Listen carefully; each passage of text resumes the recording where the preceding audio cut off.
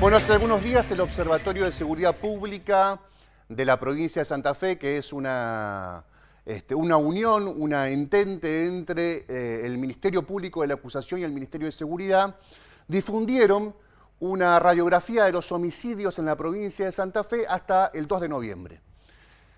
Es algo que tiene bastante frecuencia en los últimos tiempos. Esto hay que decir que es muy interesante porque permite tener una foto actualizada de un fenómeno criminal que es, tal vez por definición, el delito más grave, ¿no?, que existe en nuestra legislación, o uno de los más graves, y que además puede expresar un comportamiento, seguramente expresa un comportamiento en relación a las conductas de ciertas personas respecto a su condición de víctima y de victimario, y también señala, describe el fenómeno de en qué contexto se produce la agresión y, en consecuencia, el homicidio, el crimen en la provincia de Santa Fe. Los datos están, por supuesto, desglosados, están explicados y están también cotejados con periodos anteriores. Esta provincia tuvo periodos realmente muy violentos. Hay que recordar el 2007, y si no vamos tan lejos, el 2014. Ustedes recordarán ese volumen de homicidios tan grande, tan preocupante. Pero además se suman en este panorama que está diferenciado por distintos incisos y con distintas características. Si son homicidios cometidos en perjuicio de varones, de mujeres, de travestis, una condición que se agrega, me parece que por primera vez, o recientemente seguro, no sé si es la primera vez, ya le vamos a preguntar al entrevistado, qué tipo de armas se utilizaron, y además en un gran número se señala estos homicidios, estos crímenes se producen a partir de la disputa del espacio del territorio para copar las economías delictivas, o a partir de algo que es, desde hace mucho tiempo, es una expresión que muchas veces encerró todo tipo de crímenes, que son los famosos conflictos interpersonales, que obviamente existen, pero que en algunas oportunidades encerraban todos los homicidios, incluso aquellos que no tenían que ver con conflictos interpersonales. No quiero desmenuzar los números ahora porque quiero ir directamente a la entrevista. Está en comunicación con nosotros Gustavo González, que es secretario de Política Criminal y Derechos Humanos de la Fiscalía General del Ministerio Público de la Acusación. Gustavo, ¿qué tal? Buenas noches. ¿Cómo te va? Buenas noches, Héctor. Bueno, gracias por la invitación. Siempre un gusto poder dialogar con vos. Hay también para mí, porque me resulta muy interesante, sos un funcionario que actualmente está en este cargo tan relevante, bajándole la lupa siempre a los asuntos más estructurales y tal vez a aquellos asuntos que son necesarios entenderlos, y que lleva tiempo conocer ciertas dinámicas también, pero además tu paso anterior por la academia, bueno, en la Secretaría de Extensión y de Delito y Sociedad de la Universidad del Litoral, donde ya venías desarrollando todas estas prácticas. Eh, no es que no pertenezcas a la academia, tengo entendido que todavía seguís vinculado a ella, pero con un largo recorrido examinando exhaustivamente este tipo de fenómenos. Quiero preguntarte en principio si los números que el observatorio difundió en las últimas horas y que tienen un corte el 2 de noviembre son números que eran esperados, y a partir de este dato, Gustavo, estamos transitando aún una pandemia, transitamos durante un tiempo el aislamiento social que fue bastante respetado, después obviamente se relajó, pero si eran números que a priori vos o tu equipo de trabajo estimaban que iban a tener estas características y este volumen, teniendo en cuenta esto que te decía anteriormente. Bien, Héctor. Bueno, sí, concretamente, simplemente un primer párrafo respecto a esta iniciativa que venimos desarrollando, primero desde el ámbito de la academia, pero desde hace unos años en el ámbito del Ministerio Público de la Acusación, y desde este año en forma conjunta con el Observatorio de Seguridad Pública del Ministerio de Seguridad, tratando de producir información válida y confiable respecto a algunas dinámicas o fenómenos delictivos a nivel provincial, que aunque parezca, digamos, casi una cuestión poco confiable o no decible, es que esta provincia hasta hace muy poco tiempo no tenía un sistema de conformación y de consolidación y de triangulación de datos para producir un dato tan sensible como es la cantidad de homicidios a nivel provincial. Esto no es algo privativo de la provincia de Santa Fe, sino que también se extiende a otras jurisdicciones provinciales donde no hay datos fiables en términos de este mecanismo de triangulación. Por eso me parece que es importante esta iniciativa que venimos llevando ya del 2014 en adelante desde el Ministerio Público, reitero, y este último año con el Ministerio de Seguridad. Efectivamente, uno puede pensar en términos de proyección que, dada estas características que muy bien mencionabas anteriormente en términos de contexto, o sea, una pandemia con lo que implica fundamentalmente la no circulación por el espacio público, siendo que el espacio público es uno de los lugares, ¿no?, donde casi a nivel provincial casi 7 de cada 10 homicidios se producen en la vía pública. La no restricción, digamos, la restricción de la circulación implicaría de alguna manera una posibilidad de un descenso concreto de la tasa de homicidio, más allá de otras cuestiones que podemos, si no, dialogar.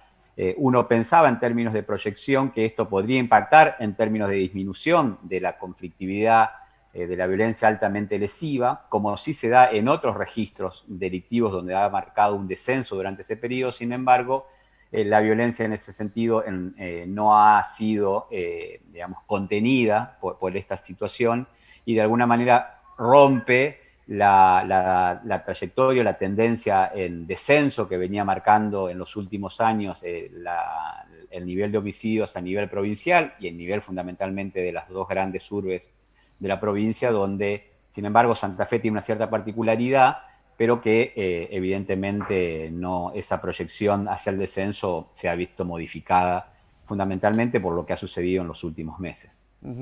A principio de año, perdón. Sí, sí.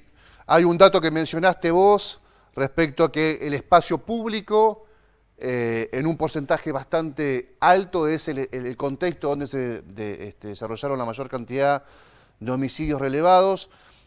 Hay un dato que quiero preguntarte si forma parte de la media, por lo menos en la última década.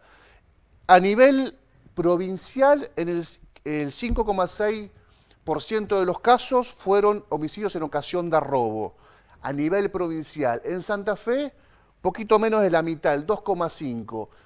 ¿Estos son guarismos que tienen que ver con un promedio o hubo alguna alteración este año concretamente, Gustavo?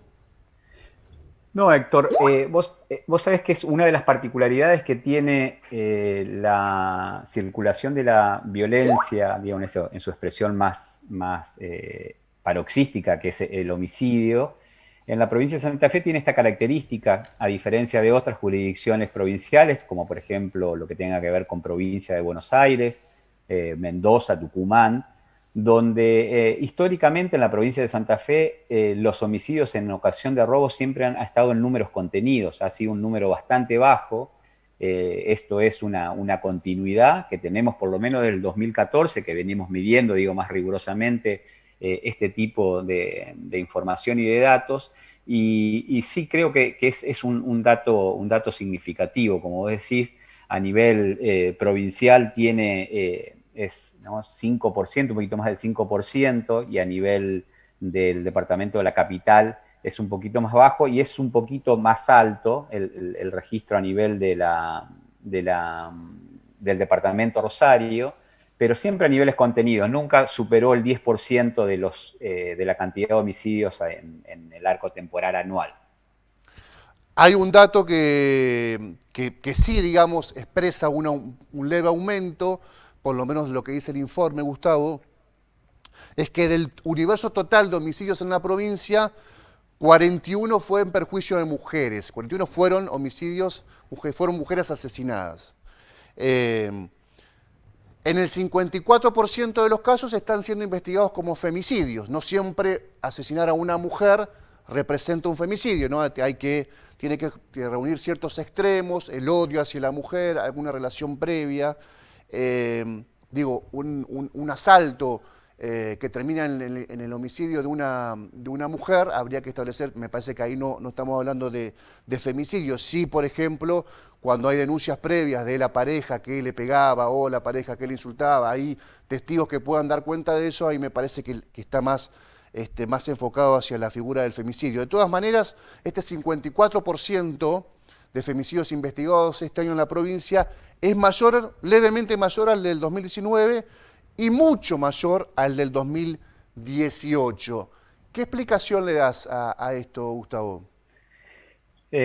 Bueno, efectivamente, esta es una categorización que nosotros hemos incluido y que se diferencia de otros informes sobre homicidios y es tal vez uno de los datos más importantes en términos de tendencia creciente de la cantidad de homicidios en contexto de violencia de género, ¿no? Como decías muy bien, eso supera ampliamente el registro, por lo menos de 2014, que siempre rondó entre el 30 y el 40%. En este año 2020 llevamos con la cantidad decías, de 41 mujeres muertas, estas 22 fueron muertas o víctimas en contextos de violencia de género.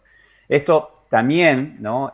Hay que ponerlo o cruzarlo con otros datos que también estamos generando desde el Ministerio Público de la Acusación y que han tomado evidencia o connotación a nivel nacional, que es el aumento de las situaciones de violencia de género producto de la pandemia y aumento del destino de las cantidades horarias donde las parejas conviven Claro. dentro de un mismo espacio acotado. Esto ha significado un aumento considerable en general de las denuncias por violencia de género y creo que también aquí aparece un elemento que puede, al menos una variable para comprender por qué se da este aumento significativo en la provincia de Santa Fe. Uh-huh. Bueno, lo mencionábamos, creo que al principio también, el 75%, por lo menos en promedio, de los homicidios, en los homicidios se ha utilizado armas de fuego. Hay un dato que tiene que ver con el primer trimestre, me parece, de este año, que es los crímenes registrados en unidades penitenciarias, que durante varios años no aparecía como un dato tan relevante como sí apareció en esta oportunidad. Y te quería preguntar esto, Gustavo. De acuerdo a este modelo, este nuevo sistema de enjuiciamiento penal, que es relativamente joven, comenzó en el 2014, en febrero del 2014, ¿cuánto se considera un homicidio esclarecido? Bien, nosotros hemos, y como sabes bien, en los informes que hemos venido publicando sistemáticamente desde el año 2014, y digamos, invito a acceder a aquellos que no lo han hecho a la página, al sitio web oficial del Ministerio Público, donde están allí alojados todos los informes.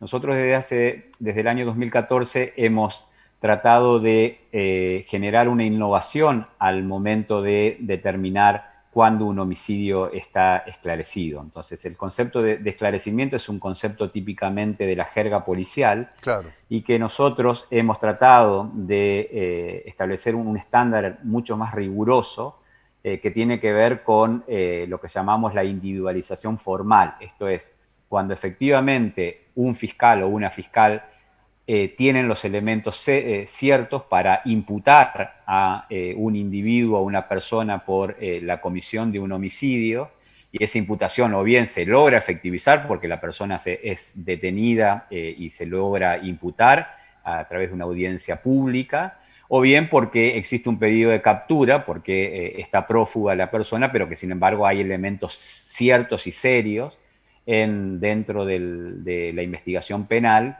que permiten al fiscal atribuirle esa responsabilidad penal a un sujeto.